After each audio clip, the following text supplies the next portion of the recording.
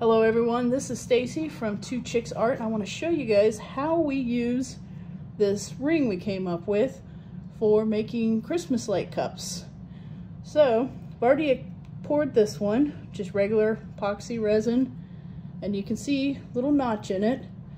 What's important on that is you're going to want to have this mounted on there like that, which is going to give you a space where you can run those lights through.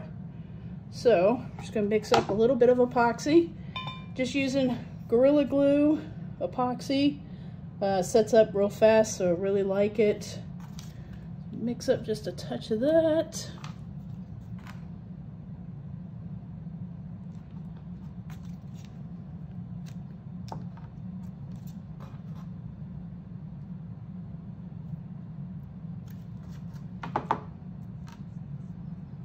It's just a simple two-part epoxy, just like what we use with the tumblers.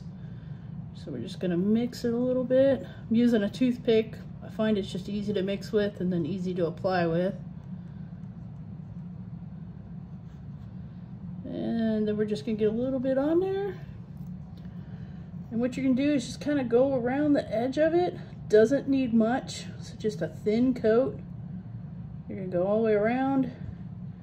Want to make sure though that you leave an opening where that little notch is on the ring. So we're just gonna get a little bit more. Just keep going around. Like I said, just go light. Won't need a whole lot for it.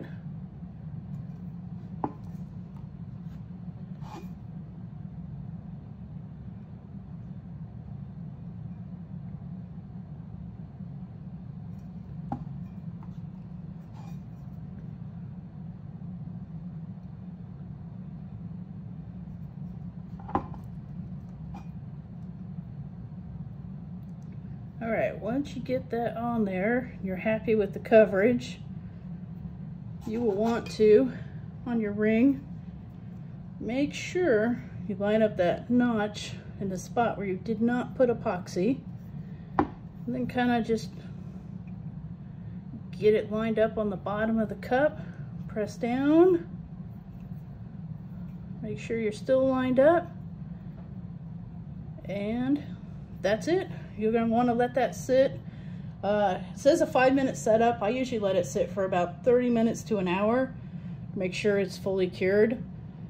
And once that is done, then you're ready to see if you need to do anything with this gap right here, which I have another cup that I've already put this on earlier. So you can see this thing is on there. It's not coming off. We've got our notch. What I did, a little bit of sanding just right along that edge to make sure it's even with the cup. Now, I like to use the tack it method when I do these, just to keep it thin, because I know that I'm going to have extra epoxy layers because of the lights.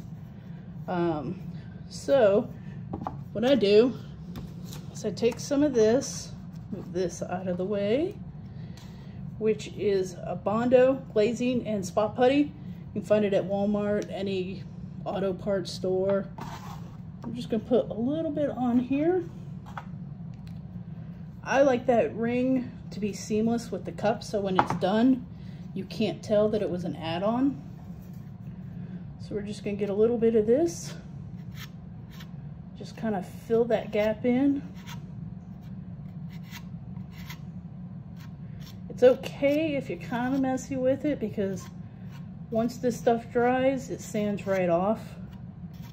You're gonna be able to get it nice and smooth, and it'll blend nicely. This stuff is amazing. It dries fast. You'll be ready to sand 30 minutes or so. We're just gonna keep kind of working it around the cup. And yes, it's a bright red color, but once you paint this, your base coat, you won't see it, so works out well.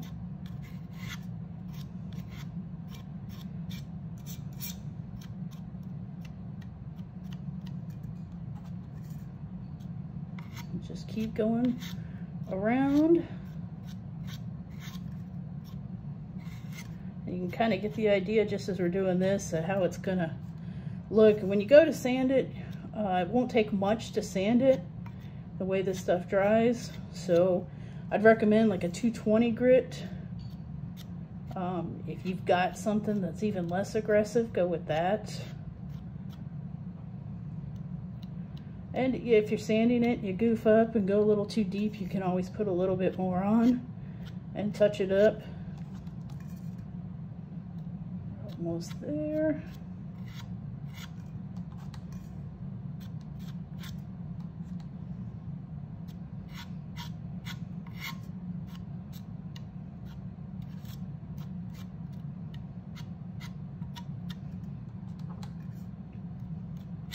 Again, where that notch is, just make sure you don't put any of this filler.